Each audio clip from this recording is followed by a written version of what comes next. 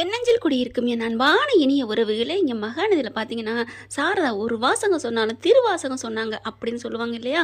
அந்த மாதிரி தாங்க. ஏண்டி இப்படி உன்னையும் கெடுத்துக்கிட்டு அந்த பையனையும் மனசை கெடுத்துக்கிட்டு அலக்கழிச்சுக்கிட்டு எங்களையும் அழைச்சிக்கிட்டு ஏண்டி இப்படி நிம்மதி இல்லாமல் படுத்தி எடுக்கிற? கரெக்டாக தாம்மா சாரதாம்மா சொன்னேன், இதுக்கு பிள்ளையார் சொல்லி போட்டதே நீ தானே அப்படின்னு தான் சொல்ல தோணுது.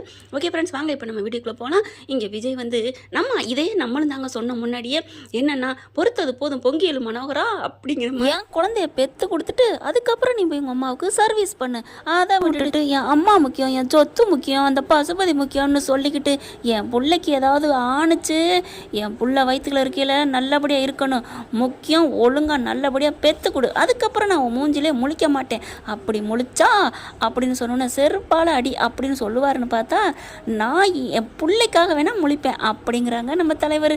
வேற லெவலில் கலக்கியிருக்காருங்க. அடுத்தது போதும் பொங்கியலு மனோகரா அப்படின்னு சொல்லுடா விஜய் அப்படின்னு சொல்ல போறாரு அப்படின்னு தான் நம்ம சொன்னோம் இல்லையா? அதே மாதிரி தாங்க இன்னைக்கு பொங்கிட்டாருங்க. ஆமாங்க, வேற ஒருத்தன் தான் இந்த இடத்துல போடின்ட்டு போயிடுவாரு அப்படின்னு நம்ம எப்போ சொன்னோம், அதை இப்போ வந்து சொல்ல ஆரம்பிக்கிறாரு. ஆனால் அவர் வார்த்தையில் தாங்க சொல்கிறாரு, மனசுக்குள்ள இன்னும் அந்த பொண்டாட்டி மேலே நினப்பு இருக்குது, அதில் எனக்கு தெரியுது. பார்த்தா இனிமேல் நான் உன் கூட நான் வந்து உன் மூஞ்சிலே நான் முழிக்க மாட்டேன்டி, நான் வந்து பார்க்குறதா இருந்தால் என் பிள்ளைக்காக தான் ஒரு வேலை பார்ப்பேன்.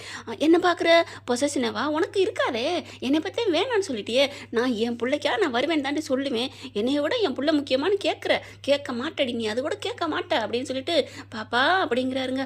உண்மையிலே ஒரு உண்மையான தகப்பனோட ஒரு துடிப்பு, ஒரு அக்கறை, ஒரு பாசம் எல்லாமே விஜய் வெளிப்படுத்தியிருக்காரு.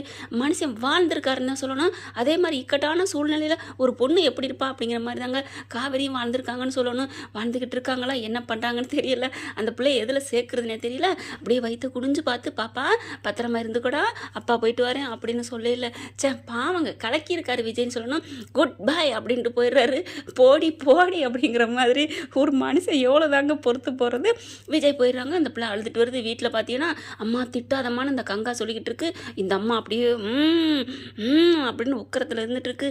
காவேரி என்ன ஏன் அம்மா ஒரு மாதிரியா இருக்கு அப்படின்னு வந்தவொடனே கேட்குறாங்களா, பாட்டி கங்கா உள்ளே போடி ஏன் நான் ஏன் உள்ளே போனேன், அம்மா என்னாச்சுமா அப்படின்னு சொல்லல. என்னடி வேலை விஷயமா போகிறேன்னு போனேன், எங்கே போயிட்டு வரேன், வேலை விஷயமா தான் போயிட்டு வரேன் அப்படிங்கல. கோயிலுக்கு போயிட்டு வந்த அந்த பையனோட இருந்து சிரிச்சு கொஞ்சம் பேசுகிற அம்மா சாரதா பேசுகிற பேச்சு இருக்கே. உடனே பார்க்குறாங்க, அப்படியே மூஞ்சி உண்ணுன்னு போயிடுது நம்ம காவேரிக்கு. என்னடி எதுக்குடி? அப்போ தாங்க இவங்க சொல்கிறாங்க, ஆற்றுல ஒரு கால் சேத்துல ஒரு கால் ஏண்டி வச்சுட்டு இருக்க, நீ போகிறதா இருந்தால் அப்படியே போக வேண்டியதானே, ஏன் எல்லாரும் மனசையும் குழப்பிக்கிட்டு இருக்கிற, போடி இப்போ கூட போடி அப்படின்னு கத்துறாங்க. அந்த வீட்டில் போய் உன்னால் நிம்மதியாக இருக்க முடியும்னு நினச்சினா நீ போ அப்படிங்கிறாங்க. சாரதா நீ என்ன சாரதா இப்படிலாம் பேசினா அவள் எப்படி முடிவெடுப்பா, நல்லா மனசோட சொல்லணும், நான் மனசோட தான் சொன்னேன். அந்த வீட்டில் என்னம்மா வந்து பேசிட்டு போச்சு அந்த அம்மா, எல்லாம் மறந்துட்டீங்களா, அந்த வீட்டில் எல்லாத்தையும் சகிச்சுக்கிட்டு வாழ முடியும்னா போகட்டும்.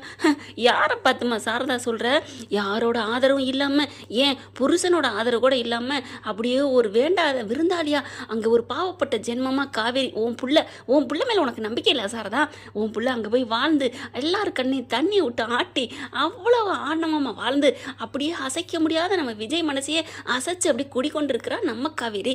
அது உனக்கு தெரியலையே, அதெல்லாம் நல்லா வாழ்வா.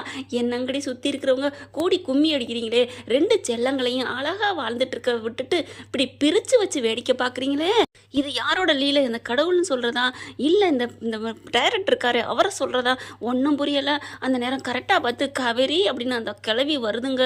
இப்போதைக்கு ஃபுல் டார்கெட்டு நமக்கு கிளவி மேலே தாங்க தோணுது. அதாவது அந்த கேரக்டர் மேலே தான் பாவம். அந்த அம்மா என்ன பண்ணும் பார்த்தா கரெக்டாக என்ன அப்படிங்கிற எல்லாரும் அதிசயமாக பார்க்க டைவர்ஸ் பண்ணி கொடுத்துருடி, 2 பேரும் பிரிஞ்சு தானே இருக்கீங்க அப்படின்னு காவேரிக்கு மின்னல் வெட்டுது, இடி இடிக்குது, அப்படியே மழை பொழியுது. என்னம்மா ரொம்ப பார்க்குற, கையெழுத்து போட்டு கொடு அப்படிங்கிறாங்க. அதெல்லாம் முடியாதுங்கிற மாதிரி பார்க்குறாங்க. அங்கேயே ஒரு ஃபைனலாக முடிச்சுட்டு தாங்க வந்திருக்காங்க. ஏன்னா விஜய் வந்து இனிமேல் நாங்கள் இருக்கல, நான் கிளம்புறேன் அப்படிங்கிறாரு. எங்கடா போகிறேன், எங்கேயோ பிஸ்னஸ் விஷயமா போகிறேன் அப்படிங்கிற மாதிரி பேசுகிறாரு.